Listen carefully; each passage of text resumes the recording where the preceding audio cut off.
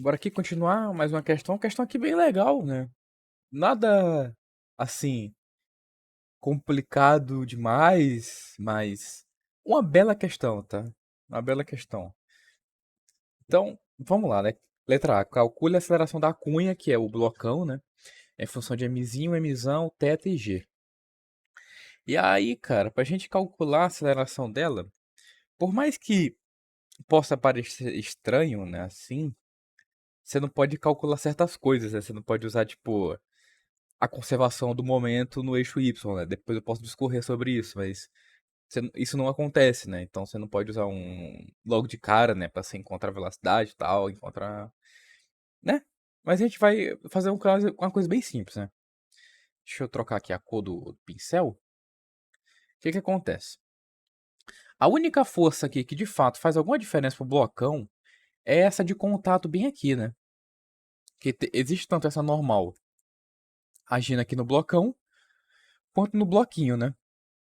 O peso do blocão pouco interfere, né? Que ele só vai mudar a normal é na vertical, não tem movimento na vertical do blocão, é só no eixo X. E aqui tem o peso do bloquinho, né? São forças que importam para os ambos os objetos, tá certo? Como aqui a gente tem uma normal logo de cara que, bom, a gente não tem muita informação, principalmente se a gente for trabalhar com blocão, vamos começar trabalhando com bloquinho, tá? Então vamos separar ele aqui, né? Deixa eu tentar desenhá-lo aqui da forma mais honesta possível. Trocar aqui. Aqui a gente tem a normal, aqui a gente tem um peso. Aí a gente sabe muito bem que aqui tá θ, né? E agora vamos fazer a decomposição e vamos adotar os eixos no seguinte sentido, tá? Nesse eixo aqui, ó. Né, que é basicamente aquele... Isso não vai dar pra ver direito, né? Mas aquele ali em cima, né? Vamos adotar esse eixo. Por que adotar esse eixo? Ele facilita muito pra gente no sentido... Seguinte sentido, né? Nesse eixo Y aqui, nesse sentido aqui, não há movimento. Ou seja, a força resultante naquela região, naquele eixo, é nula. Isso facilita as contas pra gente. Porque se a gente for considerar o habitual assim, né? A gente vai ter muita complicação, porque vai ter aceleração dos dois eixos e tal, é mais complicado. Então, trabalhar assim é mais simples, tá? Aí, bom, a gente sabe que o θ vai estar aqui, né? Também. E o que que acontece, né? O objeto, ele tem essas duas forças apenas. Não é só isso, né? O que que eu quero dizer? Aqui, a gente não está considerando a aceleração que o blocão está tendo, né? E isso é uma problemática muito grande. Então, o que que a gente vai fazer aqui ainda? O blocão, ele vai estar acelerando para lá com aceleração A, tá certo? Uma aceleração A qualquer, né? Que a gente vai calcular depois, né? E quando a gente mudar o eixo de referência para o blocão, ou seja, quando a gente considerar que esse eixo que a gente está considerando aqui no problema estiver no bloco, ou seja, ele acelera junto com o bloco, anda junto com o bloco, vai surgir no nosso bloquinho, quando a gente está tratando desse referencial, uma aceleração nesse sentido aqui, tá certo? Por quê? Imagina que tu tá no blocão, né? E o blocão tá acelerando para lá. Pra ti que tá no blocão, parece que o bloquinho que tá acelerando para lá, né? Com a mesma aceleração. Então, a mesma coisa para esse caso, né? E aí, a gente vai fazer agora uma decomposição desse A para deixar os eixos que a gente vai trabalhar, né? Que é esse aqui e esse aqui, né? Então, o A, aqui A sem o ângulo, então é A seno, né? Então, no eixo Y, esse Y que a gente está considerando, a gente tem o seguinte. Para cá, subindo, que é positivo, a gente tem a normal, mais... E a força vai ser MA, né? Porque é o bloquinho acelerando com a aceleração A. Então é MA. Mzinho, né? MA seno de θ, né? Aqui fica o θ também, né? Aqui é o θ, seno de θ. Isso vai ser igual ao PY, né? Que é o que a gente tem ali da componente do peso. Então vai ficar mg cosseno θ. E para o eixo x, a gente tem que... A única coisa que a gente tem, na verdade... Não, duas coisas, né? Tanto o px, né? Que é mg seno de θ, mais a cosseno θ.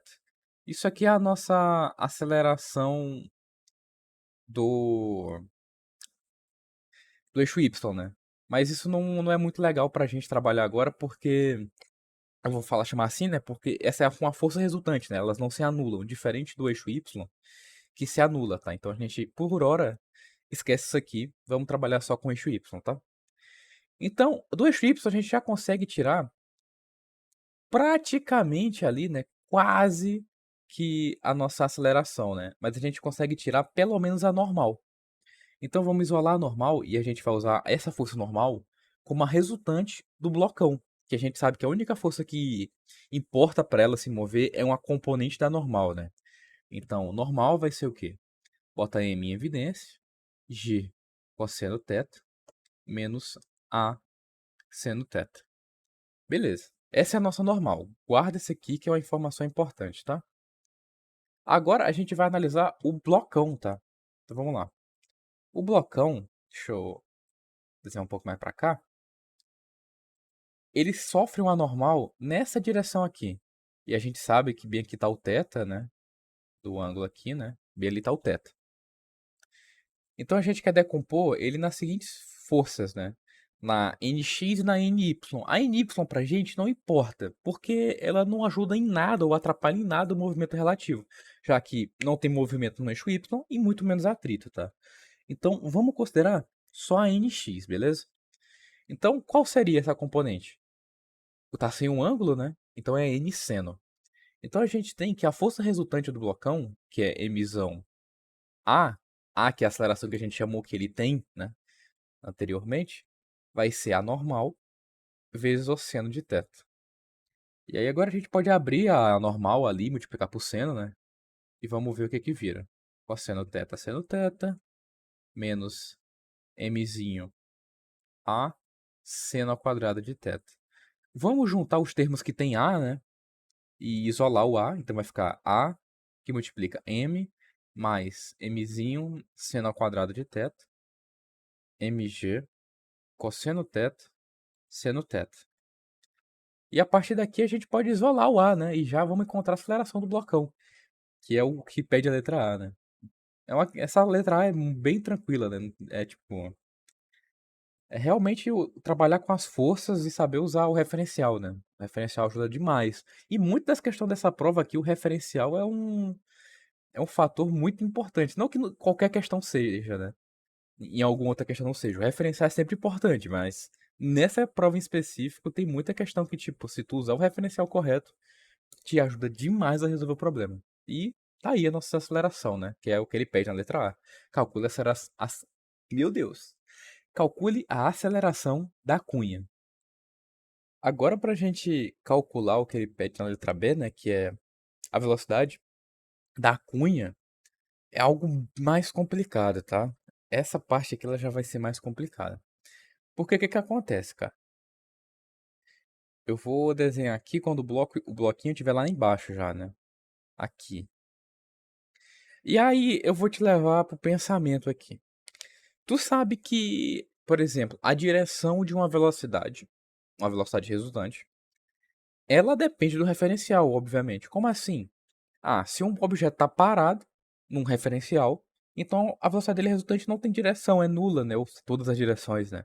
Mas a partir do momento que eu boto um referencial que se move com a velocidade v para cá, por exemplo, o objeto, ele, nesse referencial novo, ele tem uma velocidade v para lá, né? E aí a gente sabe que então mudou, né, a direção da velocidade dele. Do mesmo jeito vai ser nesse caso. Porque, por exemplo, se eu botar o referencial no chão, a velocidade do bloquinho, ela é tangente à trajetória ou não? E se eu botar na cunha, ela é tangente à trajetória ou não, né? E eu acho que instintivamente parece ser mais plausível que a velocidade da cunha, a velocidade do bloquinho, seja tangente à cunha só no referencial da cunha, né? Porque se tu bota o referencial aqui, tu percebe que ele desce sempre se arrastando na cunha. Então a velocidade dele, nesse referencial, é sempre tangente à cunha. Diferente que se tu botar um referencial que é no chão, que no final do movimento, obviamente, É assim, né, não tem referencial absoluto, né, mas o do chão tá parado, o do bloco tá se movendo. E como o do bloco se move, então tem uma diferença raso grande, assim, né, de para onde aponta a direção do bloquinho, se é tangente no bloquinho, na cunha ou no chão. E é tangente na cunha, né, que é onde ele sempre tá se arrastando. Então, o que eu quero levar aqui pra frente é esse referencial aqui. Eu vou usar esse referencial para fazer as contas, tá? E outra coisa aqui também, que a gente vai fazer mais uma conta. Nesse caso, é um caso meio específico, mas é um caso de não tem conservação de energia total. Energia não, momento. Porque o que acontece? No eixo Y, quando a gente está considerando o sistema isolado, é o blocão e o bloquinho, o peso que age nos corpos é de uma força externa. E o que faz esse movimento do eixo Y acontecer é justamente essa força externa, que é o peso, que é a gravidade. Então, quando a gente isola esse sistema e fala que a gente está trabalhando com esses dois corpos, a gente tem que perceber que a quantidade de movimento no eixo Y não é conservada, porque há uma atuação de uma força externa. Agora, quando a gente trata do eixo X aqui, que esse movimento do eixo X é devido à força de contato entre os corpos, o momento se conserva, né? A gente sabe que o momento se conserva quando só há interação de forças internas ao sistema. E é o que acontece nesse caso por causa das normais, tá? As normais, quando eu digo, é essas daqui, né? E não a do chão ou sei lá o que for. São essas duas. Essa uma aqui é duas, né? Mas enfim. Então é isso. Agora que você entendeu o referencial e essa quantidade de movimento parcial, vamos escrever ela, né? Mzão, Vzão, que é a velocidade do bloco grandão no final, ela vai ser igual a Mzinho, Vzinho, X, que é a velocidade de quantidade de movimento do bloquinho no eixo X, que é a única que se conserva. Então, por hora temos isso, tá? E outra coisa aqui também, vamos trabalhar com as componentes, né? A gente sabe que aqui tá a nossa Vzinho, né? Aí aqui vai ter a componente Vzinho Y e aqui a componente Vzinho X. Só que eu quero que tu perceba o seguinte, eu falei que ela é tangente, ou seja, a gente consegue usar o ângulo θ ali, só se ela tiver no referencial do bloco. Então, se a gente botar o referencial do bloco, o corpo pequeno, vai ganhar a velocidade do referencial aqui, né? Uma vezão, tá certo? E aí a gente pode trabalhar com esse triângulo aqui, né? E aqui vai estar a nossa tangente, nosso θ, né? Desculpa a proporção dos vetores, né? Mas acho que deu para entender.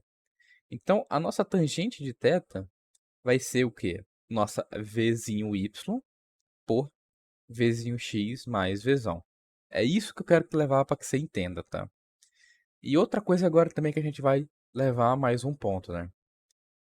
Que a gente pode trabalhar logo com, por exemplo, isso aqui, né? Para tentar isolar o VY, né? Que é para porque a gente não tem ele e a gente não vai querer trabalhar com ele depois, né? Então como é que a gente pode fazer isso, né? Vamos lá. A gente pode multiplicar tudo aqui, né? Direto. Então vai ficar tangente θ que multiplica Vx mais tangente θ que multiplica Vzão é igual a Vy. E aí a gente pode substituir o nosso Vx lá de cima, né? Nosso Vzinho X, ele é Mzão por Mzinho Vzão. Então vai ficar Mzão por Mzinho Vzão, tangente θ, né? Blá, blá, blá, blá, blá. E a gente pode colocar Vzão em evidência. Vai ficar Vzão e tangente θ, né? Vzão, tangente θ, que multiplica 1 mais Mzão por Mzinho. Isso aqui é Vy, beleza? Encontramos o que a gente queria, nossa Vy. Agora, a gente vai para o próximo passo, né? Que vai ser conservar a energia. A conservação da energia mecânica, nesse caso, é bem simples, né? No início, a gente só tem energia potencial do bloco pequeno, né? O resto não se move ou não tem energia potencial, ou a energia potencial se conserva, né? Porque a gente poderia estar tratando aqui de um corpo extenso, centro de gravidade e tal, mas não é o caso, e mesmo que fosse, se conservaria. Então a gente ia só cancelar. O que muda pra gente é a do bloco pequeno. Então, a energia potencial do bloco pequeno e as energias cinéticas finais, né? Aqui. Pronto. Aí o que tá, né? Aí que entra no nosso a brincadeira. Essa V a gente não tem, mas a gente tem Vx e Vy, né? Vx a gente tem aqui de cima e Vy a gente tem daqui. Então a gente vai usar basicamente Pitágoras, né, nessa velocidade e vamos usar as componentes que a gente sabe calcular. Então a gente pode dividir tudo aqui, não pode dividir tudo por m, né? Tecnicamente pode, né? Só que fica com aquele mzinho aqui, mas depois a gente faz isso, tá? Pode multiplicar tudo por 2 que facilita a vida. Então vai ficar m, aí vai ficar vx quadrado, a gente sabe que é mzão por mzinho vx, vzão, né? Vzão, né? Que a gente tem daqui, a gente eleva tudo isso ao quadrado, tá? Que essa é a vx, né?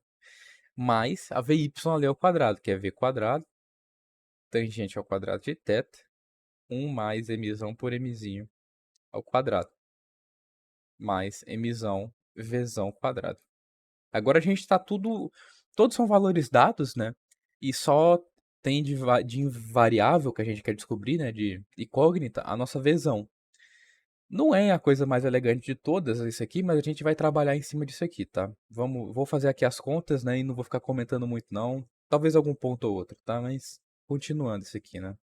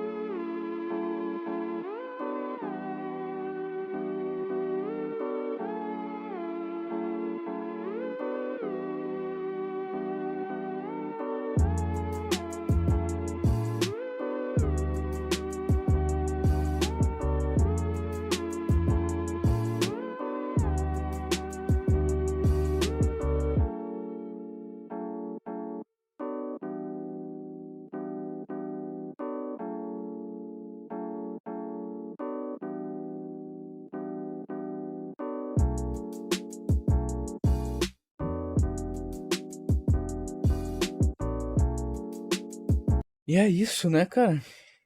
É umas continhas aqui, uma trigonometria ali, né? Mais uma hora sai, né?